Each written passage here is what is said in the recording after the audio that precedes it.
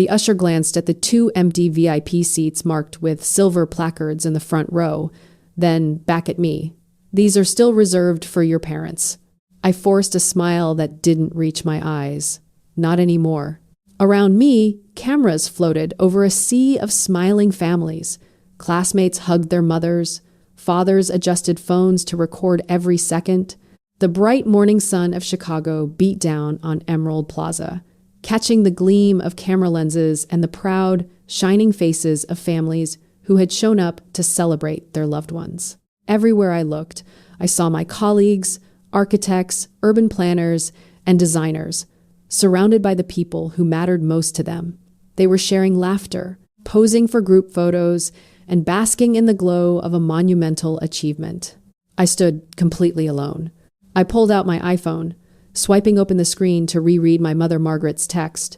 I didn't know why I was torturing myself.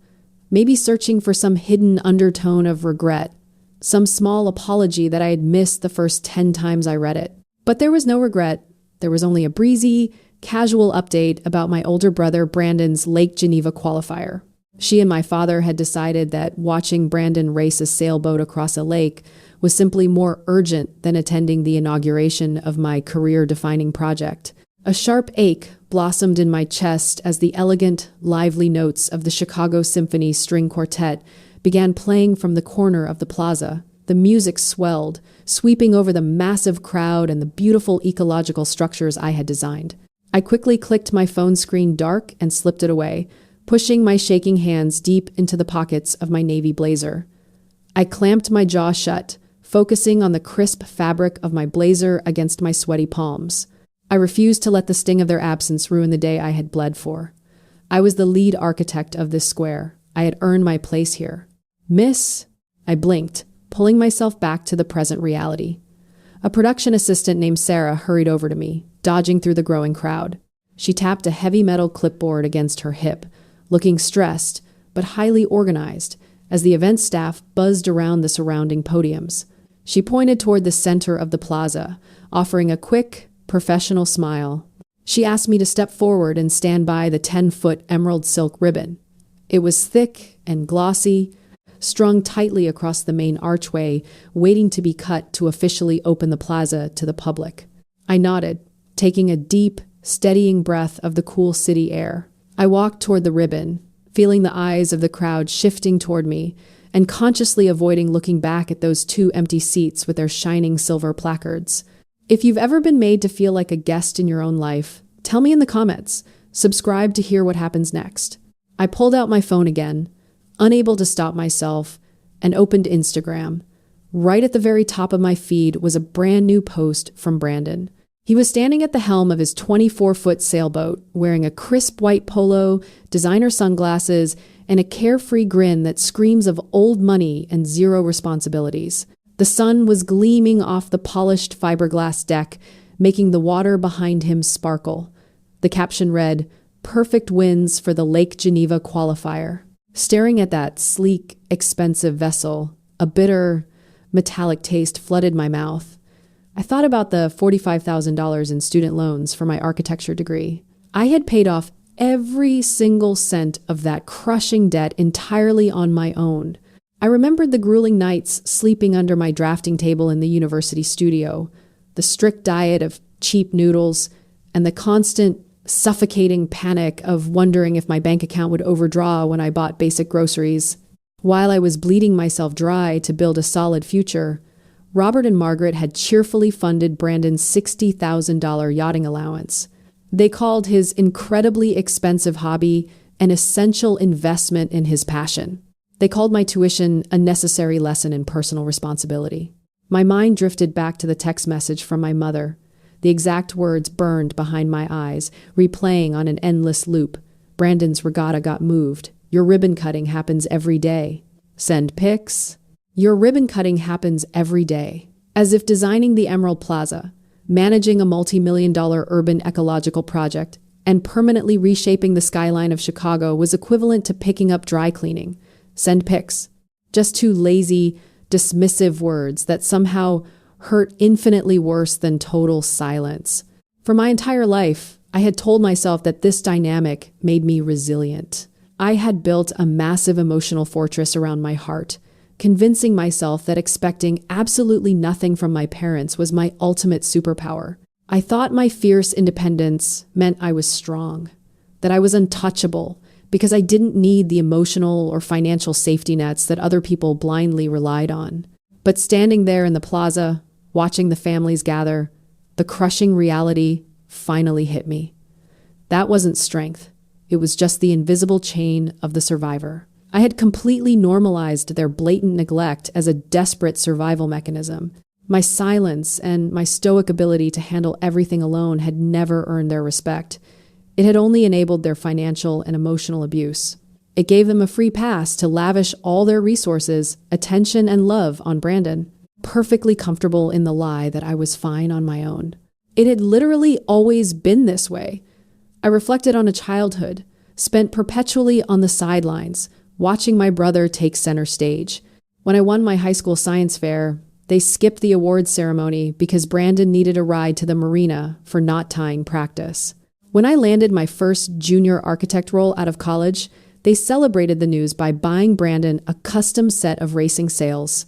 I was the reliable background noise of their lives, the glass of tap water they casually ignored while drowning themselves in Brandon's champagne. There was always a convenient excuse. There was always an unavoidable schedule conflict. There was always a reason why his fleeting hobbies mattered more than my concrete milestones. A sharp, cold breeze swept across the open walkways of the plaza, snapping me back to the present moment. I clicked my phone screen dark and shoved it deep into the pocket of my blazer. I reached up with trembling fingers and slowly straightened my collar, smoothing out the crisp navy fabric against my neck. I took a slow, deep breath, letting the chilly city air fill my lungs, and looked out at the massive sea of 500 attendees.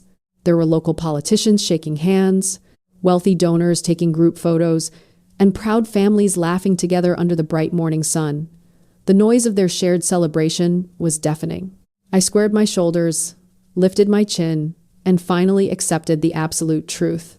In the middle of 500 cheering people, on the absolute most important day of my entire professional career, I was completely and utterly alone. I was still staring out at the massive crowd, bracing myself for the humiliation of standing alone, when a familiar, steady voice broke through the ambient noise of the plaza. Clara. I turned to see Mr. Sterling, my mentor and former boss at the architecture firm, walking toward me. He looked sharp in his tailored gray suit, his expression radiating the kind of genuine, unconditional pride I had spent my entire life trying to earn from my own father. He stopped beside me, his eyes tracking my gaze until they landed squarely on the front row. He saw the 2 empty VIP seats. He saw the gleaming silver placards that still bore my parents' titles, catching the bright Chicago sun. He didn't ask where they were. He didn't ask if they were running late or if they had gotten lost in the city traffic. He had worked with me long enough, had seen enough of my silent, exhausting struggles to know exactly what those empty chairs meant. A lesser man might have offered a look of pity or a hollow word of comfort. Mr. Sterling did neither. Without asking for my permission, he turned away from the empty seats and looked toward the center aisle. He raised his hand and flagged down an elderly couple standing near the edge of the crowd. His grandparents, Arthur and Eleanor Sterling. I blinked in surprise as they immediately navigated their way through the sea of attendees. They moved with a quiet, dignified grace, their eyes locked on me with warm familiarity. Mr. Sterling gestured toward the 2 empty seats in the front row. Arthur, Eleanor, he said gently, would you do me a favor? No lead architect should have to face the biggest moment of her career staring at empty chairs. I immediately shook my head, my throat tightening with a sudden surge of panic. Mr. Sterling, you don't have to do that. I can't ask them to take those seats. Arthur smiled, his eyes crinkling at the corners. You aren't asking Clara, he interrupted, his voice rich and reassuring. We are offering. Eleanor stepped forward and took my hand, and we would be incredibly honored to sit right there. Before I could voice another protest, Arthur and Eleanor moved past me and settled comfortably into the VIP seats that had been waiting for people who had actively chosen not to come. Watching them sit behind the silver placards, a strange, overwhelming wave of emotion washed over me. My palms were sweating profusely, my hands trembling as I tried to wipe them discreetly against the crisp fabric of my blazer. Eleanor noticed. She reached into her elegant handbag and pulled out a beautiful, vintage linen handkerchief. She didn't make a big spectacle out of it. She simply leaned forward and pressed it into my shaking palm, offering a soft, maternal smile that conveyed more love and reassurance in 3 seconds than Margaret had managed in my entire life. "Thank you," I whispered, gripping the delicate fabric like it was a lifeline. Eleanor squeezed my fingers one last time before settling back into her seat next to Arthur. The Chicago Symphony String Quartet transitioned into a triumphant, sweeping melody, signaling that the inauguration was officially underway. The dull roar of the attendees quieted to a respectful hush. For the first time all morning, the suffocating, crushing weight in my chest finally loosened just enough for me to take a full, deep breath. I stood tall by the ribbon, ready for the ceremony to begin. The applause from the crowd faded into a respectful, buzzing hush as Mayor Harrison stepped up to the polished oak podium positioned just in front of the 10-foot emerald silk ribbon. He adjusted the microphone, the sharp feedback echoing briefly across the open expanse of Emerald Plaza. I stood a few feet away, my hands still tightly holding Eleanor's gift, trying to maintain a composed, professional posture. "Ladies and gentlemen," Mayor Harrison began, his deep voice carrying over the 500 attendees gathered under the bright morning sun. "Today, we are not just opening a new public space. We are unveiling the beating, green heart of Chicago." He spoke eloquently about the city's commitment to sustainability, gesturing toward the lush, terraced gardens and the massive rainwater recycling structures I had spent years of my life designing. I nodded politely, waiting for my cue to hand him the ceremonial golden scissors. But then, he did something completely unscripted. He stepped away from the ribbon, lowered his hands, and looked out over the crowd. "However, before we officially inaugurate this beautiful square, I have been authorized to make a very special, surprise announcement." A murmur of confusion rippled through the audience. I frowned, glancing nervously toward the production assistant, Sarah, but she was just smiling widely, watching me.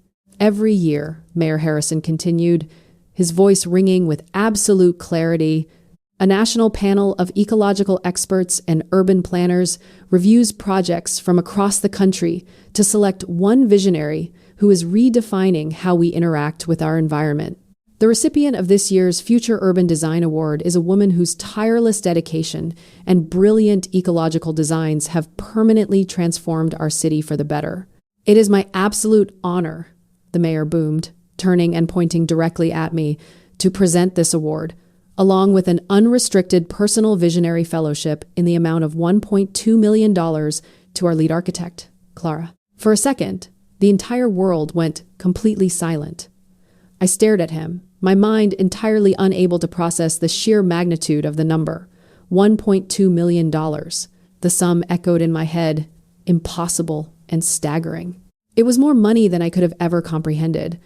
Enough to fully fund my own independent design firm and build a dozen more ecological projects for underserved neighborhoods without ever needing to beg for a bank loan. Before my trembling legs could give out, the plaza erupted into a deafening roar of applause. The cheers of 500 people shook the concrete beneath my feet. Mayor Harrison beamed, gesturing for me to join him at the podium. As I took a numb, shaky step forward, he raised his hand to quiet the crowd just enough to deliver his final surprise. Furthermore, by official decree of the City Council, the magnificent central glass structure towering above us will forever be known as Clara's atrium. The crowd cheered even louder, whistling and clapping with overwhelming enthusiasm. High above the audience, the heavy lenses of the state TV cameras swiveled smoothly on their mechanical cranes, their red recording lights glowing brightly as they broadcasted the ceremony live across the region. They tracked my tearful, stunned face for a moment before panning down directly to the front row. The state TV cameras zoomed in closely on the 2 VIP seats marked with the silver placards. There, standing tall and clapping with unbridled joy, were Arthur and Eleanor Sterling. Eleanor was openly weeping, pressing a tissue to her cheeks, while Arthur cheered at the top of his lungs, his face shining with absolute, unconditional pride. They were looking at me the exact way parents are supposed to look at their children. The cameras captured every single second of their raw, genuine emotion, broadcasting the image of this beautiful, proud couple celebrating my greatest triumph. In that brilliant, shining moment, surrounded by the deafening applause and the towering green walls of Clara's atrium, the hollow ache of my biological parents' absence completely vanished, replaced by the overwhelming realization that I had already earned everything I would ever need. I carefully stepped down from the polished oak stage, the deafening roar of the 500 attendees still echoing across the Emerald Plaza. My hands were trembling so badly I had to clutch the heavy glass award tightly against my chest just to keep from dropping it. Eleanor and Arthur were waiting for me at the bottom of the stairs, pulling me into a warm, tearful embrace before Mr. Sterling guided them toward the reception area to give me a moment to breathe. After spending an hour navigating the media reception, shaking hands with local officials, and posing for press photos, I finally found a moment alone in the shadow of the towering glass structure that now bore my name. I reached into the pocket of my navy blazer. My phone was vibrating in a frantic, ceaseless rhythm against my thigh. I pulled it out and stared down at the glowing screen. The notifications were stacked endlessly, bleeding into one another. 47 missed calls. The names flashing in an alternating, desperate succession were Robert and Margaret. They were watching. Of course they were watching. They had probably turned on the state television broadcast just to see if they could catch a glimpse of the event they had deemed too insignificant to attend. But before I could even process the sheer volume of their sudden panic, a Facebook notification slid across the very top of my locked screen. It was from Aunt Brenda, a woman who never missed an opportunity for family gossip. She had tagged Margaret in a public post, uploading a grainy, zoomed-in screenshot taken directly from her television screen. The image captured the exact moment the cameras panned to the front row, clearly showing Arthur and Eleanor sitting in those reserved VIP spots, weeping with absolute joy. Aunt Brenda's caption was blunt and ruthless. "Why are two strangers sitting in your front row seats for Clara's $1.2 million win?" My heart pounded, a relentless rhythm against my ribs, as the reality of the situation fully settled in. The broadcast had reached everyone. The extended family, the local politicians, the elite social circles they spent their entire lives trying to impress. The screen shifted abruptly from the Facebook notification back to an incoming call screen. Call number 48, Margaret. I walked further away from the cheering crowd, finding a quiet, secluded corner near one of the massive rainwater recycling structures I had designed. I took a slow, deep breath of the crisp Chicago air, swiped the green icon across the glass, and pressed the phone to my ear. I didn't even have a chance to say a single word. Margaret's voice exploded through the tiny speaker, shrill, breathless, and completely unhinged. "Clara, what is going on? My iPad is blowing up. Everyone at the country club is messaging me right now. They saw the news broadcast. They saw those people sitting in our seats. People are calling me a deadbeat mother on Facebook. Aunt Brenda is tagging me in photos. You humiliated us. You let those absolute strangers take our rightful place on live television, and now everyone in our entire social circle thinks we abandoned you." She was practically sobbing, but not out of regret for missing my moment. She was sobbing because her carefully constructed facade of the perfect, supportive mother had just been obliterated on state television. "How could you do this to your own family?" she shrieked, her voice cracking. "Your father's phone will not stop ringing. We are the laughingstock of the yacht club. You need to call the television station right now and tell them there was a misunderstanding. You need to fix this, Clara." I stood there in the quiet corner of the plaza, listening to her hyperventilate about her shattered social image. She didn't ask about the future Urban Design Award. She didn't ask how it felt to be recognized by the mayor. She didn't say congratulations. And she didn't express a single ounce of pride for what I had just accomplished. All she cared about was the fact that her wealthy friends now saw her exactly as she was. For the first time in 27 years, I didn't feel the urge to apologize. I didn't feel the need to shrink myself down to make her comfortable. I felt a profound, absolute sense of calm wash over me. The invisible chain that had bound me to their approval for my entire life just snapped. "You humiliated yourselves," I said, my voice ice cold, steady, and completely devoid of the fear that used to choke me. "I didn't abandon you. You chose a sailboat over my life's work." I lowered the phone, pressed the red button to end the call, and walked back out into the sun. It took exactly 3 days for their social humiliation to mutate into a desperate physical confrontation. I was quietly reviewing ecological blueprints in my office at Sterling Architecture when the front receptionist paged me. I walked out to the expansive marble lobby and froze. Robert and Margaret were standing right in the middle of my professional sanctuary. Margaret was clutching a cheap $20 grocery store cake in a flimsy plastic container, the kind covered in cloying neon frosting that tasted like pure chemicals. She was wearing a strained, artificial smile that did not reach her panicked eyes, acting as if bringing a cheap dessert could erase decades of neglect. Neither of them offered a single apology for abandoning me at the plaza. They didn't ask how I felt about winning the award. Instead, Robert cleared his throat and launched into a heavily rehearsed, pathetic speech about family unity and shared wealth. He aggressively explained that since I was now the recipient of the $1.2 million personal prize, it was my absolute duty to step up and help my brother. Brandon's racing career was apparently hitting a severe financial wall, and they had the audacity to demand direct access to my private fellowship money to help finance his racing ambitions. They stood there, holding their $20 cake, looking at me not as a daughter, but as a freshly opened bank account meant to fund the golden child's hobbies. I didn't scream, and I didn't shed a single tear. I calmly turned around, walked back into my glass-walled office, opened my bottom desk drawer, and pulled out one specific heavy sheet of paper.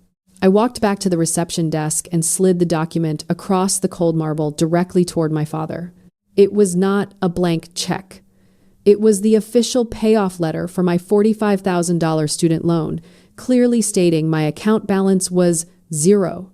It represented years of sleepless nights, cheap noodles, and crushing anxiety that I had conquered entirely on my own while they bought yachting equipment. I looked them dead in the eye and told them that my debt to this family was paid and I would never owe them another cent. Robert's face flushed a deep, furious crimson. He stepped forward aggressively, raising his voice to demand that I stop being an ungrateful daughter, but he never made it past the reception boundary. Our building security chief, Marcus, stepped smoothly and immediately between us. Marcus physically blocked Robert from accessing the executive elevators, his imposing frame, an immovable, protective wall. With total professional efficiency, Marcus snatched the plastic cake container from the desk, shoved it back into Margaret's hands, and marched them both aggressively out the heavy glass revolving doors. I stood completely still, watching them stumble out onto the busy Chicago pavement, looking small, pathetic, and permanently banished from my life. Several weeks later, I stood right in the vibrant center of Emerald Plaza. The morning air was crisp, and the beautiful ecological square was alive with laughing families and playing children. I was surrounded by Arthur, Eleanor, and Mr. Sterling, sharing a quiet, joyful lunch in the shadow of the structure bearing my name.